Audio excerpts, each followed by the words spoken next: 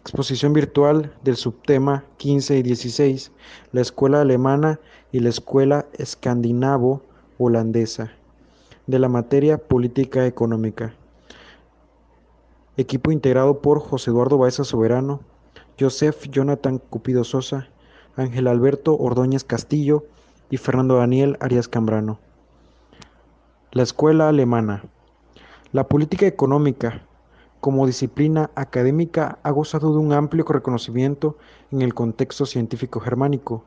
Los camaristas situaban esta disciplina como un apartado claramente definido dentro de la ciencia de la administración. Autores como Jossin es de los pioneros que proponen una distinción entre la economía, la ciencia de la administración, donde encajan los temas básicos de la política económica. Posteriormente, otros autores como Karl H. Rohn parte años después de una versión de la economía política en tres grandes campos: el de la doctrina general de la economía, donde se centran los conceptos y principios básicos; el de la política económica, que abarca los principios generales de la acción y el análisis de la experiencia; y de la ciencia de la hacienda, interesada en los aspectos fiscales y financieros de los estados. La escuela alemana, en su fase posterior a la Segunda Guerra Mundial, se cimenta en un enfoque teológico.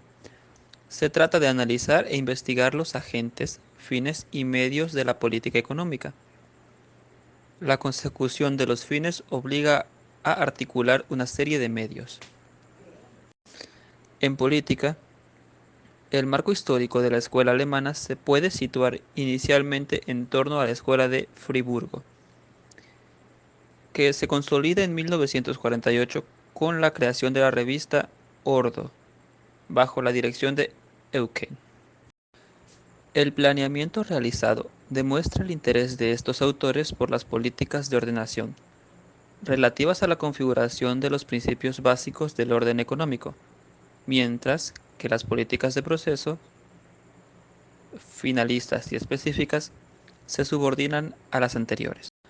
En lo relativo a las políticas específicas, esta corriente se inclina por las políticas de competencia, incluyendo la prohibición de todo tipo de prácticas restrictivas, la política de estabilidad, admitiendo la independencia del banco emisor en la política monetaria, y una política social, basada en la redistribución de la renta mediante instrumentos fiscales, favoreciendo asimismo la distribución de la riqueza en favor de la clase media.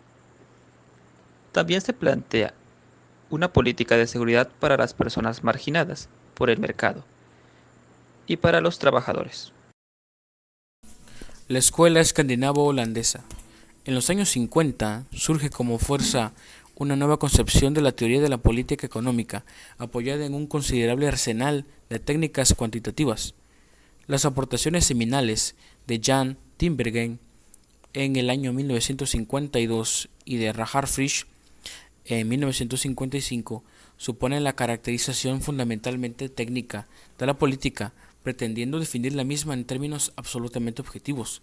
Se trata de definir una política óptima, que es aquella que garantiza una asignación eficiente de los recursos por parte de los sujetos públicos.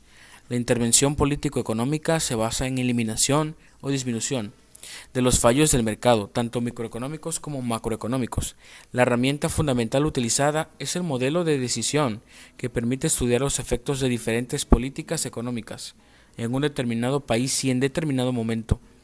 La teoría de la política económica cuantitativa se incardina fundamentalmente en los modelos de decisión, cuyo objeto es analizar los efectos de diversas medidas de política económica en un país y en un momento determinado.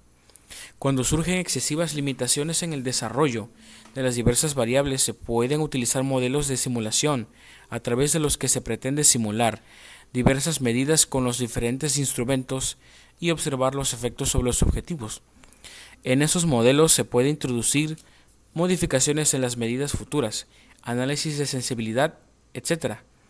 Se trata de ir desarrollando programas de aproximaciones sucesivas a la vertiente cuantitativa de la política económica, siendo conscientes de los problemas siguientes: la aparición de situaciones de incertidumbre y riesgo, los positivos y artísticos en la elaboración de la política económica y, por último, la dificultad de conectar los modelos con la realidad. Los modelos pueden convertirse en cajas vacías, como así señala Hutchinson, de difícil relleno.